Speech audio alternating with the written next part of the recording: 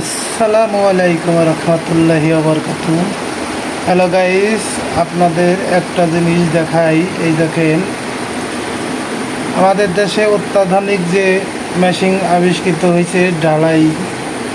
আগে যে ঢালাই করতে 70-80 জন মানুষ লাগতো, সেই একই কাজ এই মেশিনের দ্বারাই করা হচ্ছে। আপনারা সবাই এই যে মেশিনের কাজগুলো দেখাচ্ছি, আপনারা দেখেন। একটি গাড়ির সাথে দুটো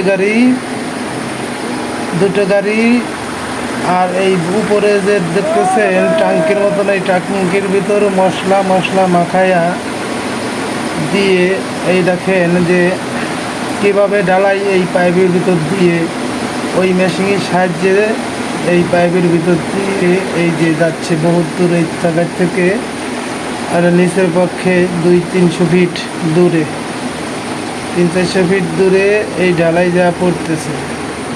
যে কাজ মানুষ দিয়ে করলে পরে 40-50 জন মানুষ লাগতো, সেই মানুষের কাজ এই মেশিন দ্বারাই করতেছে।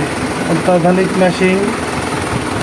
সে 3 তলা বিল্ডিং কন আর ওই 10 তলা বিল্ডিং কন, এই বিল্ডিংই মনে করেন যে এই মেশিনের সাহায্যে সম্পূর্ণ ঢালাই, ছাদ ঢালাইয়ের কাজ এই মেশিনের সাহায্যে করা। আধুনিক যন্ত্র এই দেশে আসার কারণে মানুষের শ্রম, রিস্ক সব কিছু কমে গেছে। একটা ঢালাই, ছাদ ঢালাই করতে গেলে যেটি শ্রমিক লাগতো, সেই শ্রমিকের যে মই বায়া ওঠা লাগতো, সেই মই বায়া ওঠার আগে দেখছি মানুষ মেলা রিক্সে পড়তো, মানুষ দুর্ঘটনা পঙ্গু হয়ে যেত।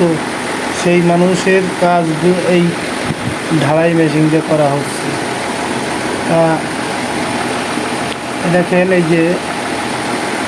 যে আপনারা এই হলারটা দেখেন, এই হলারের ভিতর দিয়ে মানুষ দেখেন এই যে ঢালাইগুলি যে কীভাবে আপনারা সবাই দেখতেছেন। এই দেখেন এই কীভাবে এই যে যাচ্ছে এই মেশিনের সাহায্যে।